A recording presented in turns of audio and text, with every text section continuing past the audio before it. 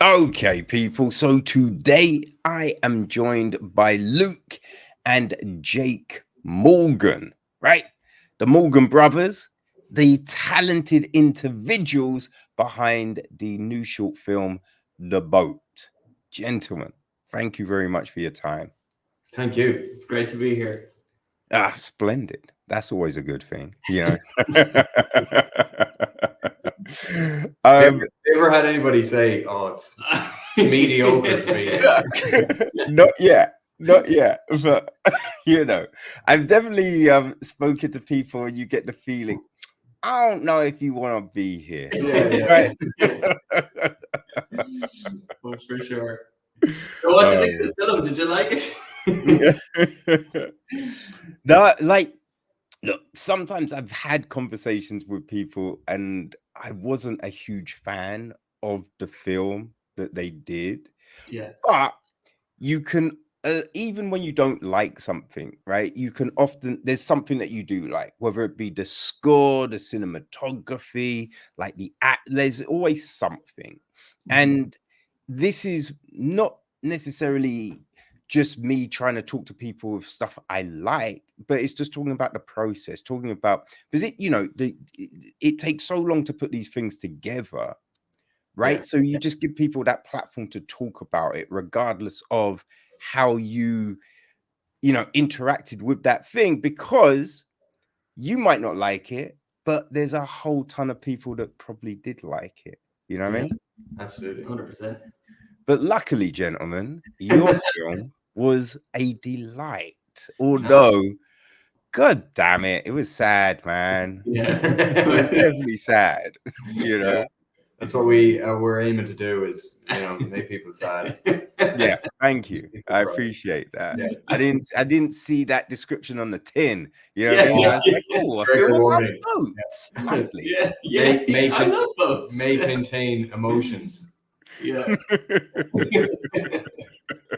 Uh, how did this come about? So we were doing some contract work for the Mission to End Leprosy, which is a charity headquartered in Dublin, and we heard from the mouth of the CEO, Ken Gibson, this true story about a young girl by the name of Dhuckia who had contracted leprosy in this day and age. And we were shocked when we heard of it because, like most people that have seen the film subsequently, we didn't believe that leprosy was still an issue in many parts of the world, and we thought it was a disease of Bible times. So learning A, that it was still prevalent in many communities around the world, and B, that in this day and age, given how cheap and easy it is to treat and cure and eradicate, that somebody could contract it, even like a small young girl, and that a father would have to make the kind of choice that Raoul in the film has to make. It just felt like a real injustice. So we went away. We penned the screenplay. We took some liberties with the story, in order to try and heighten the emotional resonance of the end, and the symbolism of fire and the funeral and the wish. And we sent it back to Ken, and Ken basically came back and said, let's try and make this happen. So COVID got in the way, but long story short, we managed to get a small number of Irish crew over to Nepal to team up with a small number of Nepali crew to basically make what exists today as the boat. Right. So the Mission to End Leprosy's headquarters is in Ireland. Yeah, that's right. And actually, not many people know this, but the cure for leprosy was discovered in Trinity College in Dublin. Is that true, or is that just you being Irish wanting to claim something else? I know. It's like, typical Irish people are like, "Oh, your man's great grandmother was Irish, so we get to claim him." It is true. In the 80s, the cure for leprosy was found in Ireland, and there's a lot of place names in Dublin and in Ireland that are named after leprosy. And people may not realize that. So our relationship as a country with leprosy is long. There's a long history there. Right. So that's why the charity is headquartered there, and that's why we decided we were well placed as an Irish company to try and team up with people from the local Build upon the legacy of the cure and try and end leprosy altogether. Yeah.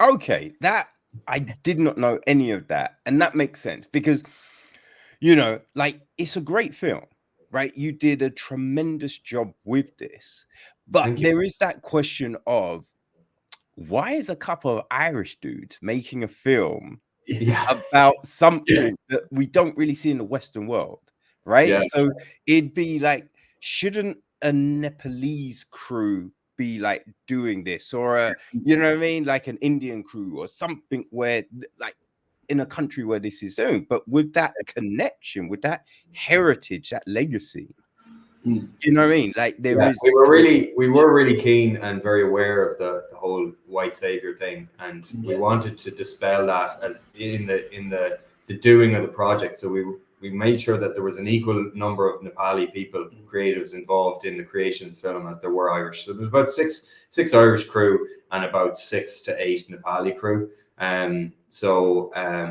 Like the actors, of course, were Nepali. The 9 producer was Nepali, and then a lot of the support crew were Nepali as well. So it really we did want it to be a collaboration between the two nations, creatives, as it were, because, at the end of the day, leprosy is not something we as Irish people have to live with or encounter every day. And the other thing is that in those countries, leprosy is seen as stigma and kind of curse, and so a lot of those, like a lot of people wouldn't want to associate themselves with the cause over there. So I guess that's kind of why we went in and did it. Yeah, so it was basically just born out of a desire to help your fellow person, and we tried to make it an inherently positive experience for everybody involved, and that's basically why. And then with the historical connection to leprosy, it felt like, we had somewhat of a springboard to go from and get involved in the first place. Yeah, no, definitely. It definitely all makes sense. When you were kind of devising this, what kind of seemed like it could be the biggest hurdle, and what actually turned out to be the biggest hurdle in making this? Yeah, that's a good question. So I think we were quite worried. We'd never been to Nepal before, so there were a lot of worries we had around certain, like, for example, the last scene, setting the boat on fire. We were like, God, can we just rock up to a lake in the middle of nowhere and set a boat on fire? You probably get away with doing that in Ireland. Yeah. But it's like, we don't want to be thrown in prison. So, but luckily we had an excellent line producer on the ground, Dinesh Dhuckia. We thought we were all going to get really sick at the beginning of the trip, so we actually built in time at the beginning to get like food poisoning or to the food, where none of us got sick at the beginning, that is, but at the towards the middle of the shoot, we all kind of had. Oh no! The Irish stomach is very weak, and like you're told by you get all your vaccinations and injections, and then you're told don't drink anything with ice because the water that they treat is just tap water, I guess. So we had to try and avoid all of these different things. We were being very careful, but we ended up not getting sick at the beginning at all. And all that time that we were, we had penciled in for, adjusting our immune systems, that just ended up being location scouting and meeting the actors and doing rehearsals and stuff. Okay, so it's all beneficial in the end, though. And then the biggest challenge was probably the weather. The weather was very erratic and changeable and unpredictable. We scheduled it to try and miss the monsoon season, but it turned out that they had an extended monsoon season that year. So we got unlucky. We just got unlucky, and it was like, a lot of our shoot is outdoors, as you see in the film, and that all was weather dependent. Oh boy. Yeah, you'd think we'd be used to that sort of track. But we're like, it's gonna be really sunny and warm all the time. No, it's rain. You should be built for that. Yeah, exactly. We're waterproof. The cameras aren't. Oh man, like how difficult was the casting? Because the cast are great, right? And when watching it, like you really get that familial bond. You know what I mean? You just buy those relationships. And so when doing the review, I looked and there's the same surname. So I'm assuming that is father and daughter. Yeah, it's a real life father and daughter combo. So we were casting online, cast through Zoom. So Dinesh, our line producer, and Manood, his business partner, they were basically finding local actors in the area, and he was putting kind of older gentlemen with young girls, and we were auditioning them in pairs to try and get that familiarity between them. But while we liked what we saw, we didn't really feel that gut sense of like, okay, we have our Rahul and Dhuckia. So we asked them to keep looking, and they got in touch with us to say that they found like a father-daughter combo, and they wanted wanted to audition, and we met them and just immediately knew that we had found our actors. It's a cliche, I guess, among filmmakers. You hear during the casting process that you just know straight away he walks into the room. It definitely is true, though. I mean, when we spoke to, and we still have the tape that they gave, so that definitely went a long way towards achieving the bond that you see on screen. The fact that they had that shorthand in real life. Yeah, I think that's really important because it then increases the impact of what we see at the end. Yes. You know what I mean? Because it's just at the beginning when, they're building that boat at the start, that yellow and blue boat, right? And we just sit, and the way she's looking at her dad, and she's sitting there and he's smiling at her, just all of those things, man, it just feels so real and natural. So then when the bit and she reaches for his hand and he just moves it slightly away, it's just like, oh fuck. You know what I mean? That just hits you so hard because of the beginning, because of that familial bond. They were very, like, it was great to have that they knew they were comfortable with each other. They were able to chat, and like, even in the scenes that were hard to film, like where Rahul had to cry, Dhuckia was also upset for her father outside of the acting of it, and he had to kind of explain and comfort her that he's only acting. You know what I mean? Oh yeah, fuck, you just remind that scene when she's hunched over and he finally is just kind of like, fuck it. And he hugs her, and you just see that tear go. It's just like, fuck these Morgan brothers. Why have they done that? Meanwhile, we were behind the camera being like, yes, we were like, turning the screw. Oh god, it's a terrible thing that we do, isn't it? Oh man, but it really brings the impact of the story to life with those kind of moments, right? It shows the magnitude of what this is. Yeah, of course. And like it is a film, that scene, I think, for me is so poignant because it's a film kind of about touch, and that's how kind of leprosy is perceived to be contracted. And that's kind of throughout the whole story, where she reaches for his hand, he doesn't take her hand. She wants to be carried, he doesn't carry her. Yeah. That moment is the moment where he does give in, his fatherly instincts take over, and he embraces her. And I think that's why that scene is so powerful. I think that's the most powerful scene for me. Oh, for sure, for sure. And the irony of it, really, like, if that is the viewpoint, right? It's by touch. You've all got it.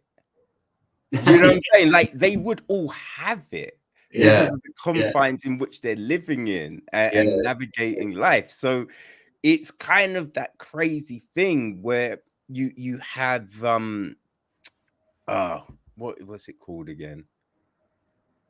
Oh shit, I can't think of the word. But it's like there's the law of what stigma. Thank you. The stigma of it all. is just like you get it from touch. Don't touch people, but you're touching people all the time. If you're in that close proximity and you only find out later down the line that, oh, this person might have it, then technically you could have it too. Yeah. Well, I guess it comes back to the myth, element as well, and that some communities that are quite sheltered do believe leprosy to be, a curse. And that's kind of what's playing on this character's mind as well, is that like his daughter is cursed, and so there's an instinct to repel from her. So it's not all to do with the medical kind of logic. No. And while she's showing signs of leprosy, his other daughters aren't, because of play. So for all he knows is that he needs to get them separated and save the rest of his family, I suppose. Which is just so sad. Yes. So frigging sad. Yeah. I mean, like the reason why we decided to kind of create a narrative out of this rather than a documentary, not to discredit the genre of documentary or the mode of documentary. It was really to try and speak to the people's hearts as opposed to their heads. Because we believe that, cinema does have the potential to change the world in that sense. It creates a strand of imaginal empathy between, the character and the viewer. And, I do think that when people watch this film, they're shocked, and they're very sad after it. And they're motivated to ask the question then of like, what is leprosy? How can I learn more about it? And then they learn, you know what I mean? So our instinct was not to kind of beat people over the head with facts and figures. It was really to try and, carve out a slice of narrative drama that would really speak to the emotions as opposed to logic. Yeah, I also kind of think with a subject like this, where it's something that isn't in basically the Western world, right? It's only in certain things, so you don't have that familiarity with it. Like when you think about like cancers and things such as that, and you see people fundraising for it, it's usually because someone close to them has developed it, right? Like if you haven't any sort of connection to something, oftentimes you don't pay it any mind. So where leprosy is not around us, I think people might not necessarily gravitate to a documentary. Yeah, you know what I mean? But a story like this, which then has that emotional impact, I think that has more chance of resonating and connecting with people. For sure. Yeah, well, that was our bet, I guess. That's the bet of the Mission to End Leprosy was in allowing this to happen, because it would have made more sense, I think, from their point of view, to have a promotional video or like a little documentary. But the fact that they kind of put their money where their mouth was and funded this, what was a creative filmmaking project, is testament to their vision. Yeah, no, for sure. And it kind of paid off, right? Because you are in contention to be hitting that shortlist for Oscar qualification, right? That's where we're at the moment. So we are tentatively awaiting the news that is due to us on the 17th of December. Whether we'll be one of the chosen few. I mean, look, there's maybe 200. Great stuff out there. Yeah, and so we're fully expecting not to be on the list, but at the same time, we've got nothing to lose, and we're really trying to go for it and give ourselves every chance. And it's great to have a horse in the race. Somebody's got to get on the list. That's the way we see it. Exactly. And even being in contention is because it's not like everyone's in contention, right? It's a list. It's not a big list of people in contention, in the first place. So just getting to that point is a huge achievement. Yes, of course. And like it's been quite a journey so far. Like, I mean, it's funny. One of the real formative pieces of education you have to go through as a filmmaker is like learning that when you make the film, that is actually not the end of the journey. It's like the beginning of the journey. There's still a huge journey involved in getting it to an audience. And you know, we've been on that carousel now for the guts of 18 months, and we've been all over the world with the boat. And you know, this is the last stretch now. This is the home stretch, and you know, let's see what happens. Hopefully, fingers crossed. You know, you never know. Yeah, no, for sure, definitely. And I think it is a story that I think could get you there, right? I think the story's powerful, right? The acting, the cinematography, the score.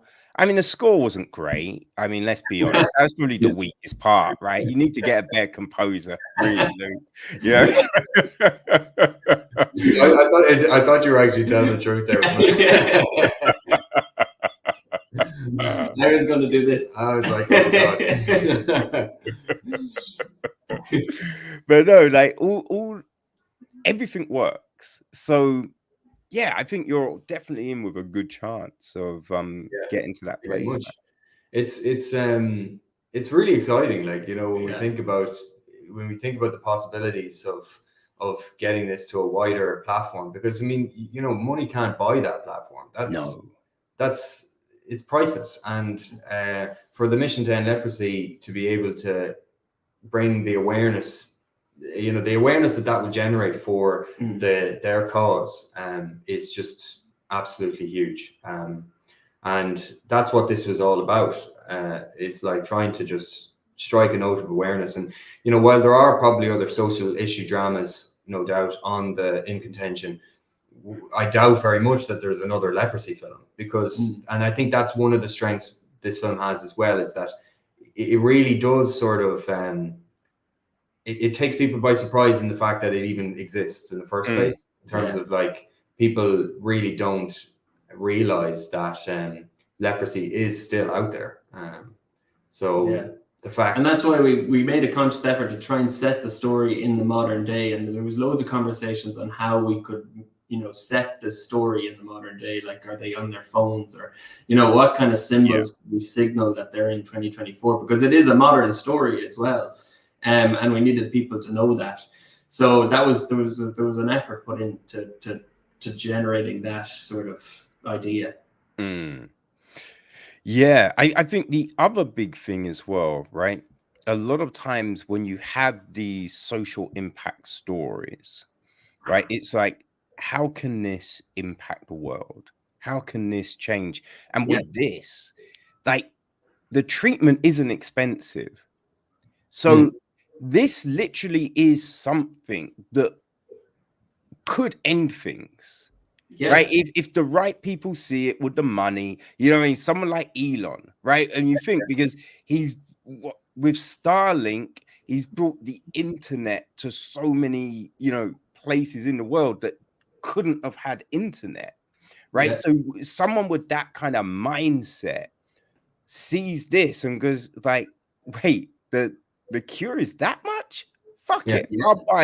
I'll buy a boatload and send it to that place. Like, it's literally something that could be sorted so fast, rather than, you know, a cancer film, a film about, like, you know, just a lot of so many other things that, you know, there's gonna be so many meetings trying to change policy, trying to change litigation, and like that takes years. It takes so long. This could be sorted so fast. Yeah, so and I it's the think, oldest known communicable disease as well, and it's probably a one-way ticket to a Nobel Prize, you know, for someone who has that kind of dispensable cash. Yeah, because it's just to end something like this that we don't see in the Western world, right? And it is that kind of that craziness of, you know, you know, when you think about it, right? Like, you're doing a building in it, you know, in England, Ireland, there's all of these restrictions and everything. You go build that same building, you know what I mean, in the Philippines, say, you don't have to abide by any of that shit. And that's the hypocrisy, right? It's like the same with wages, right? Everyone sends their goods to be made in India and in places like that because they don't have to pay as much, right? People can work longer hours. But we talk about being in this, you know, fair society, and we love everyone and treat your fellow man the same and all of this. But there is a disparity, right? So if someone could like help this cause, right, it just shows that we're trying to actually break down those barriers, right? It's not just lip service that, you know, everyone's doing. We're actually, you know, back putting our money where our mouths are. Yeah. No, it's one of the very few issues, global issues, that could be, as you say, solved very quickly. Yeah, and consigned to the books of history. The cure does exist. It's cheap and it's easy. And the fact that there still the problem persists is a travesty. Yeah. Oh, for sure, definitely. I mean, I guess we should probably hit it after, you know, making some jokes about it, but the score, right? Like, how do you work, you know, together to create this whole thing, right? Because there's the filming is one thing, and then, you know, scoring. Like, so how does that collaboration come together for you two? Well, Jake is the composer, so Yeah. he does everything and I don't do anything. That's as simple as that. I know, we do. We talk. Do you want to talk about it? Yeah, well, I mean, for the process of the score, it always happens when there's a cut of the film, and I usually try and ask for the locked picture, which is never really the case. You know, it always changes. But the thing is with music is you're decorating time, so if the time changes, everything in the decoration is thrown all over the place and out of sync. So yeah, that's the first thing I look for, is a locked picture, or else I'll be tweaking until the whole thing is finished. And then just kind of work away. Like I have softwares and stuff that I can emulate instruments, and then if there's budget, I bring in musicians to record those parts and stuff. And yeah, that's how it goes. This particular score went through a couple of different versions because of the picture changing, and also I could see the potential in the film, so I really wanted to get it right. And part of that was getting influences from Nepalese music and instruments from traditional instruments from Nepal, and also influences from Irish traditional music, because there's a bit of crossover with both of those traditional styles. So that's what I try to infuse in the score, while also kind of bringing in sort of the orchestra, the string section. There's a couple of strings that I recorded for it. So yeah, that's how I was collecting instruments over in Nepal and listening to the street performers. It was great.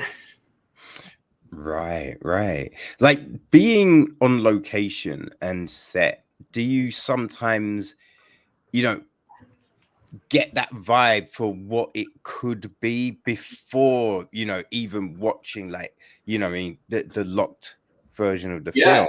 Absolutely, yeah. And even reading the script, and one of the things we did for the boat, actually, which was very helpful, we did an audio book of it. We recorded the script and just kind of did like a podcast version of the boat, and the exercise was to kind of put music to that as well, and that really helped with sort of figuring out a vibe and a style, and that the music would eventually end up being. So that was the start of the journey. And then, as you said, being on set, watching the performances, getting an idea for pace, and even the scope of some of the shots. Like, you know, there were some amazing landscape shots that Lakshika was able to capture. Jake recorded the sound as well. Like, it was such a small team that I was there double jobbing all of us. Yeah. So I was very much in the action, for sure. Nice. And definitely there's musical ideas that go through your head in different moments, you know, with the tear and all the rest. Oh man, yeah, it's so interesting. I think it's such an interesting thing, like scoring a film, and everything that goes into it. Yeah, and it's always different every time. There's, I my particular style. I like using themes for things, so I like to write like as distilled a version of a piece of music as a theme, and Yeah. then use that and make variations of that for different scenes or wherever they might fit, or weave them in with other themes that maybe cross over in particular moments. So that's how I approach things usually, but it's not always the case. Sometimes it's, pace dictates it, sometimes the characters dictate it, sometimes the story, the plot. So and even the color and the content, and where it's set, of course, would, like in this film set in Nepal, of course I had to use Nepalese instruments and stuff. Yeah. Well, I mean, some people wouldn't, right? Yeah. Like, you know what I mean? So I think it's interesting your viewpoints on this. Like, where does that come from?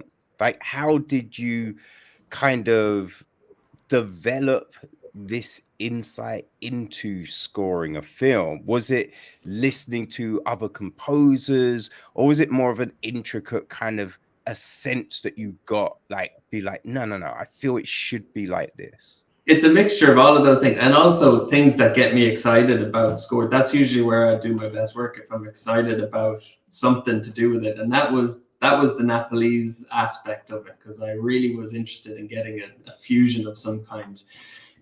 So if I'm excited about something, then that usually drives the style of the music.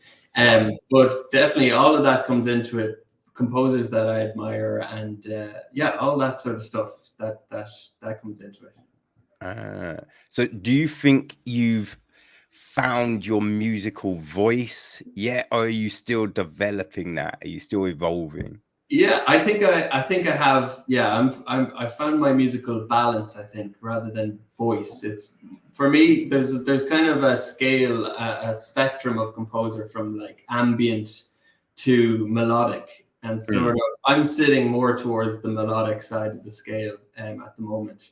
And yeah, that's what I get excited about at the moment. So but yeah, I suppose we're always trying to figure out our musical voice. That's the journey. It's one of those things you get into and you realize that it's one of those you never master. It's a constant journey, and you develop all the time.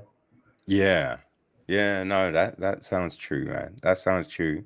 I mean, what about with you, Luke?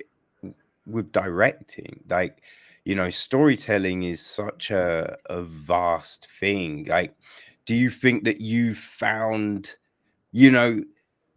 that storytelling vibe, who you are as a storyteller? Are you still growing? Well, I maintain that the most important part of my job is working with the actors. So that's the thing it gives me life most, is working with that department, like the acting. I generally like to work with kind of HODs, heads of departments, that who are artists in their own right, and who I've had extensive conversations with in the lead up to a shoot about style, and so that once I know that we're all on the same page and there's a trust there and there's a creative shorthand, I generally like the idea of leaving those people alone to do their jobs. I'm not I don't like being over the shoulder of a camera. I don't like even looking into the viewfinder a lot of the time, or making decisions about costume or stuff like that. I'm more I see my role as a facilitatory one with the actors primarily. The thing that gives me the biggest buzz on set is watching an actor through a viewfinder and knowing that I have somewhat pushed them outside their comfort zone to deliver a performance that is at the apex of their potential as a performer and an artist. And so I would very much describe myself as an actor's director. And I think it comes from the fact that I do a lot of theater as well. Like I love directing theater, and in the theater, it's just actors, it's just actors, nothing else. So So that's how I would describe my approach as a director. And then as a writer, I'm a poet primarily, and then a screenplay writer secondarily. So I'm a merchant of image. I deal in images, and I like the succinct kind of language of both mediums and how efficient you have to be in order to get across an idea. And yeah, so I'd say that's me. That's my side of the Okay. No, that's great, man. Like with something like this, you know, with the language, how different is it when it has to be translated? You know, Yeah. the impact of getting those same words across, because they can be different. Yeah. Well, I don't speak any Nepali, and that's terrible. I thought this is an authentic piece, man. Yeah, I know, and the actors don't speak any English, so it was gas. Like even backstage, I think it's kind of a universal rule of filmmaking that whatever the vibe or the tone of the thing you're making, the vibe on set backstage is the opposite of that. Okay, so like the energy on set, I think it's because you feel like there's something out of balance that you need to compensate for when the cameras stop rolling, right? So the fact that this was such a sad film meant that it was so much fun to film with the team. So they were always taking the piss out of us in the valleys. We were always taking the piss out of them. You know, everybody was just, you know, it was hilarious. It was great fun. And not to obviously, but that I think is motivated by a genuine human need to sort of protect one another and the energy of the space, because the cameras roll and all of a sudden you're thrust into this really, you know, really turgid world where there's awful things happening. And then of course we did a comedy recently, and it was so stressful. So when the cameras stopped rolling, everybody was depressed, you know, and arguing, and it was like, oh yeah. Anyway, so it's funny the way that works. But with this particular project, the actors didn't speak English, and I didn't speak Nepali. So there was the sort of challenge of, okay, well, how the fuck is this going to work? But we soon learned that we all shared, are you ready? The language of filmmaking. The language of cinema. Oh dear. But I mean, no, to be all joking aside, these actors were such artists that, you know, we get to the end of a take and it would get to the point where I was just kind of making eye contact with them, and they kind of knew what the note was anyway. And I find, like, when I'm directing people in English, I love the sound of my own voice, like any director. So I talk a lot of shite, you know, in order to get to the point. But when you can't actually speak the language, you have to be efficient in your direction. It has to be boiled down to hand signals or very, very simple singular words, and you just become a better director because you can't dress it up with, you know, and it becomes less about your ego and more about, you know, what do you actually want to communicate? And there's more ways than just speaking to communicate. So Shree and Teju, they were such artists that we get to the end of a take and they kind of know, you know, what I was going to say to them, and they'd basically they'd be able to, you know, the exchange of, you know, slower, speed up. Or it was funny though, over in Nepal, this is yes. So anytime Luke would give the feedback, they'd be like, it's kind of made it look like the first one is like, no, I don't think I'm gonna do that. But yeah, so I did fuck all, really, you know. They directed themselves. They were amazing, and I just was holding the boom pole. No, I was. Yeah. So that was Oh man, yeah, but that's one of many challenges. I know you asked earlier, like, what was the biggest challenge that we thought we would face? You know, the language thing was certainly up there. You know, and you know, the more difficult situations.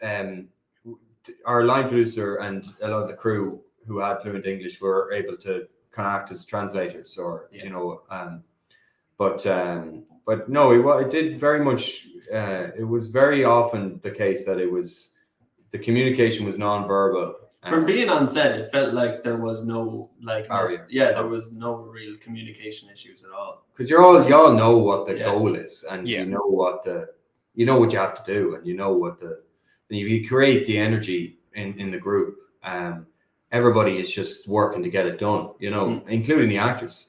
So. What was it like? You know, because I guess it depends how you work with actors in general. Like, do you like to give them visual notes or reference points for the role that you're trying to get from them? It depends on the actor. One of the things I love best about working with actors is that every single actor is so different from every other actor, and they have a different set of tools that they need in order to do their work. And, you know, so there might be some actors that require silence and completely, you know, to be complete method, you know, completely in the character all the time. There's other actors that actually need a sense of joviality and, you know, having the crack on set. That's fun, by the way, for all your non-Irish listeners. We'll add subtitles after. And then there's other actors that really like to talk about motivation a lot, and then there's other actors who hate that, you know, and who just want to be given very concrete analogies, like, do the scene like you're at a dinner table, and every time you hear a fork hitting the plate, you know, your nerves strike up, and then they're like, okay, yeah, got it. And the scene is nothing about that, but that helps them unlock something, you know. But then other actors, you try that stuff with them, and they just look at you like you farted. They're like, what are you on about? It's like, why am I going into this room? You know. So every actor is completely different. I would say. Okay. And it's up to me, I think, as a director, to try and figure out, you know, what they need. Do they need me to give them more, or do they need me to shut up and let them do it, you know? Yeah. So what was this experience like? How did you, you know, do that with this cast? Yeah, we didn't do many rehearsals. They very much were like a very organic, natural. You know, they loved the naturalistic way of shooting, and I think that was quite easy to achieve because we had such a small crew. Like, you know, there was such a small crew. And people, when they see this film, they think it's big budget, and because Nepal looks so epic, but it wasn't. You know, we had one LED light, we had one camera operator who was also the DP. It really was like, it was such a labor of love with a small team, and so that created a space for the actors to really excel in terms of like we could run the camera a little bit longer, and we could start a scene before it began in script, and they could really just spend some time kind of, and because they were father-daughter, they had a very easy rhythm anyway. So I guess it was just trying to sort of set up an architecture and a creative architecture that would allow them to just sort of exist as though we weren't there. And that's how we got the best out of them. Okay. And with the other sisters and the mother, because we don't see them a lot, but they are, you know, a part of this. They do help bring all of this stuff to life. So what was that kind of element like? We actually only had one day with them, didn't we? Yeah. So we didn't get to work with them as thoroughly as Shree and Teju. So that's when a translator came in handy. But actually, the two older girls had quite good level of English. Okay. And they were loving life, because we were shooting kind of an hour outside Pokhara, which is the nearest town to us was a place called Pokhara. But we were in the middle of nowhere, like next to a lake. Not like couldn't have been more remote, really. And there was one hotel in this place for miles nearby. And these girls because they were starring in a movie, got to like basically be driven from where they live in Pokhara to stay in this hotel. So Yeah, I think it was their first time staying in a hotel. And, Yeah. and they didn't have to go to school the next day. But you know the way kids are just kids, no matter where you are in the world. Like, so they were just staying up late, having a slumber party. Like the girls were all, you know, they all got on delighted, well, running around drinking sodas and stuff. And yeah, so it was actually more about trying to control the behavior offset than, you know, it's like, okay, now you have to actually act. You know, the 5 minutes is here where you have to do something. So essentially, you're telling me you corrupted some Nepalese girls. All right. Good work, they then. were time of their lives, like, you know, it was great. Their parents were just like, you know, some of them were extras, I think, in the bonfire scene. Yeah, so you know, that was also really cool. Yeah. Even though that bonfire scene was a nightmare to film, just we had to reschedule that shoot, like that scene, 3 times just because of weather. Like, oh man, crazy! And then having all the extras lined up, and then having to bring them back another day. I was like, yeah, that was the toughest scene for sure. Yeah. Then, like, oh, sorry, man. I was gonna say, after dark in Nepal as well, you have all these insects coming out, and you know it's creepy crawlies. Yeah. So we were covered head to toe, even like a net over the face and everything. It was crazy. When you're, you know, shooting with fire, you know, like the burning of the boat and all of this, like, what is that like? Because I imagine, you know, especially being an indie production, there's only so many boats you can burn, right? So you need to get that shit like so fast. Yeah. Well, actually, the boat didn't really take the fire. It just burned. It just went out. You know, so what we did was we put a mattress inside the boat and soaked the mattress in kerosene and set the mattress on fire. Yeah. So it looked, and then we kind of angled the camera to make it look like the boat was on fire, because Jake is right, like the boat actually wouldn't go up. It's too well made. The boat was fine. Like someone's using it now in Nevada. Let's get their groceries. Yeah, we were kind of thinking, oh yeah, that's the least of our worries. Wooden boat. Yeah. Flames the worries. Yeah. And then you're like, fuck, what am I gonna do? So but filming that scene was because we thought the boat might like catch fire, and we only have one shot at this. You know? Yeah. In some ways we did, because the light, the daylight was running out when we were filming that scene. So that there's a big story. We nearly drowned in quicksand anyway. We tried, because we only had one camera, as we were telling you. We had to shoot the scene from one side of the delta of the river. Yeah. And then while the boat was on fire, we had to run around, cross the delta to get the other angle of the scene. Right. And in doing so, we figured we'll just take a shortcut. It looks pretty shallow here.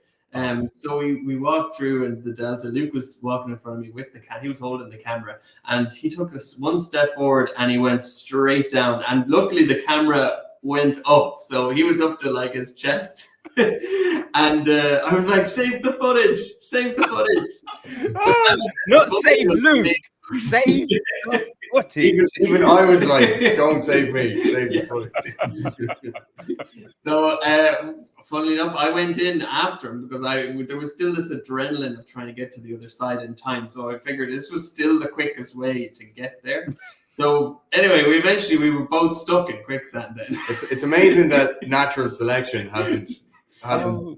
And the thing with quicksand was like, because we were up to here, we were kind of up to our waists in the sand, but there was water above the sand, which was the danger. Right. So the more you try to struggle against it, the more it sucks you back. Yes. Like the energy, like my legs were like jelly afterwards. But luckily our set designer was on the other side of the delta, and like she was able to take the equipment off us and like lift us out. So that was thankfully, like, because we were quite far away from the rest of the crew. You know, this could have happened without anyone seeing it. We'd be chasing that high for the rest of our life. Yeah.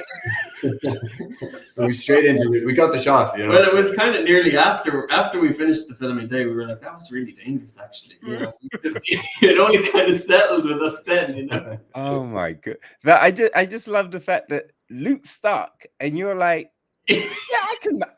I can do it. Yeah, it's grand. Yeah. Yeah. I thought, because I had the boom pole, I was like, I was going to be able to, like, you know, pull us out with the boom pole. No, that wasn't. It doesn't work like that. Oh my god. I think that is though a big thing about building good rapport with the rest of your crew. Because if they hate you, it's just like there was such a tragedy on set. We lost both of them. There's nothing we could do.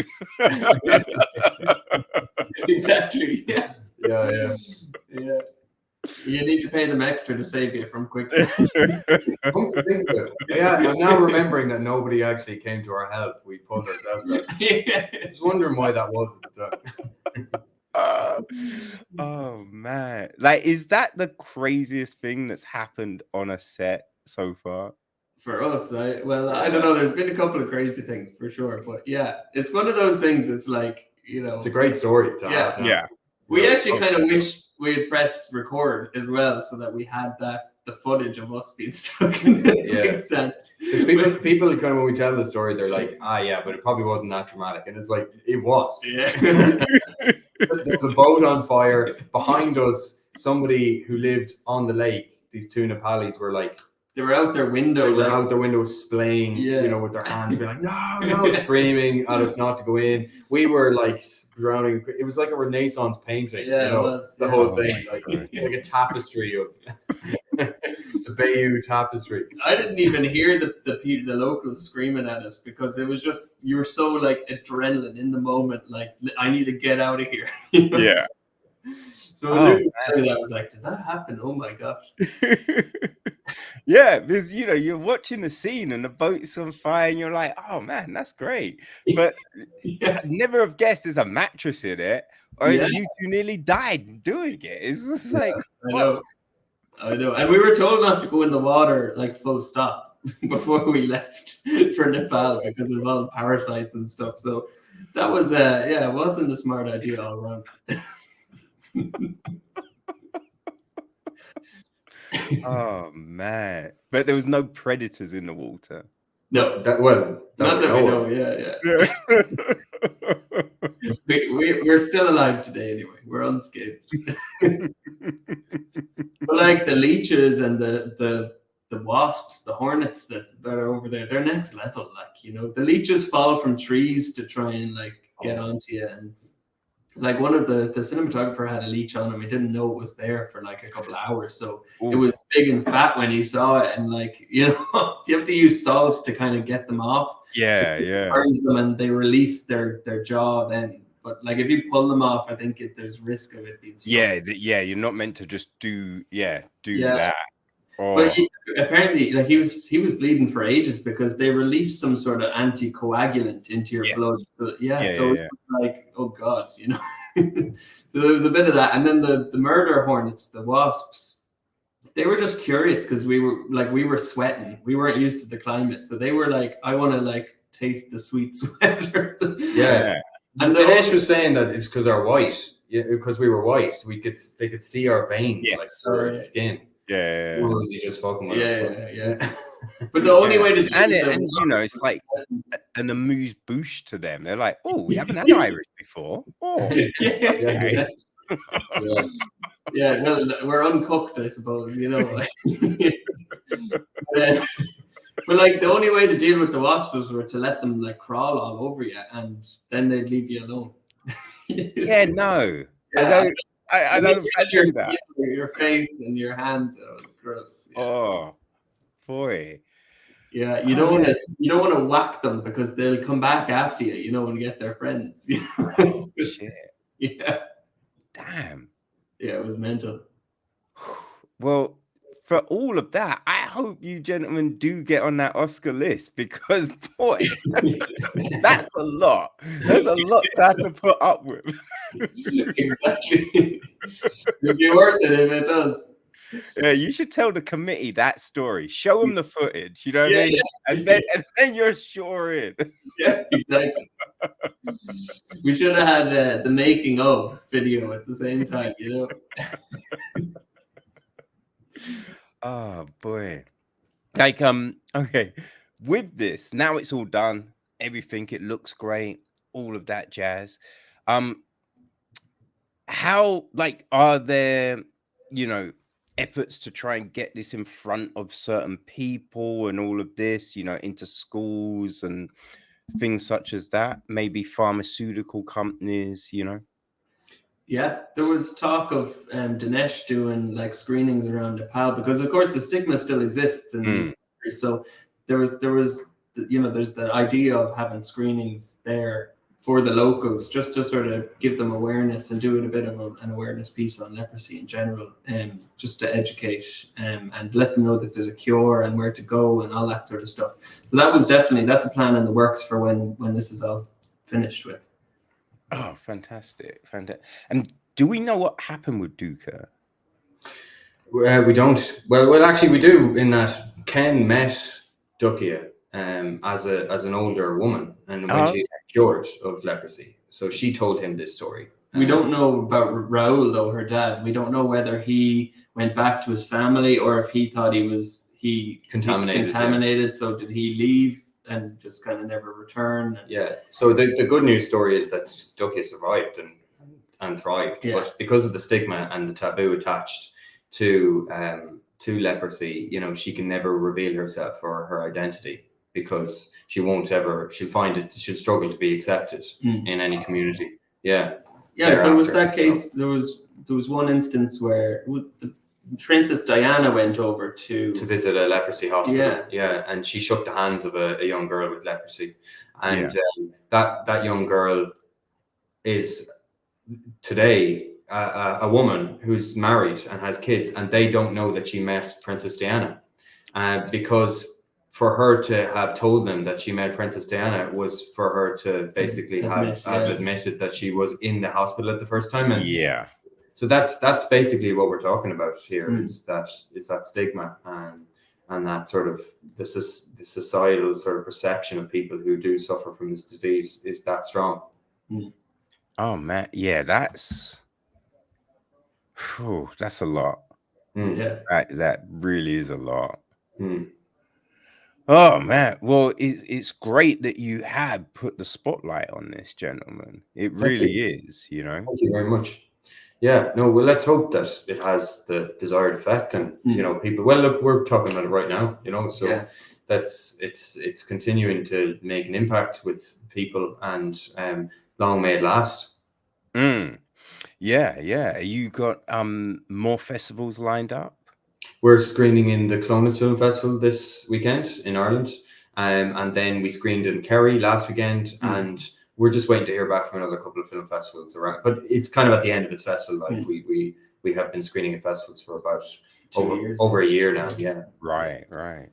So hopefully it'll be online for everybody to see very shortly. Yeah. We're looking forward to getting it in front of as many eyes as possible. So once it's done its festival route, you know, the idea then is to try and get people to see it, as, you know, the general public really, who won't be going to festivals and things like that. So that's the idea. Yeah. There's, you know, I think also when you think like young people, right, coming out of university, college, you know, school, they're the ones going into the workplace. So they could have that impact on an organization, possibly, you know what I mean? Like working to get the cure somewhere, or, you know, another company helping finance something to help and all of that kind of jazz, you know? Totally. Absolutely. Oh, man. Well, gentlemen, this has been great and interesting. You know, thank you so much for chatting. It's just like, to put those two words with a couple of Irish guys is kind of crazy, but watch it. It's remote. You can't touch me. Well, thanks so much, Kevin, for having us on, and you've been very generous with your questions, and thanks for watching it so closely as well. And listening to it. It was so good. It honestly was I really did enjoy it. I was so happy Molly sent it across to me, man. So I can't wait to see what you do next. And the door's open. So please come back, because I've really enjoyed this conversation. It's been so insightful. Cheers. Thank you so much. Well, thank you, Kevin. No worries. Oh, let the people know how they can keep track of everything you're doing. Oh yeah. So Instagram is Morgan_Bros, and Morgan Brothers on Facebook, and then X is Morgan Creative 1. And also our website is morganbrothers.ie. Awesome. All the links will be on the website, people. So go give the brothers a follow. And yeah, if it's playing near you, go check out The Boat, because it's heartfelt, it's great, it's emotional, and it's educational. So yeah, make sure you do that.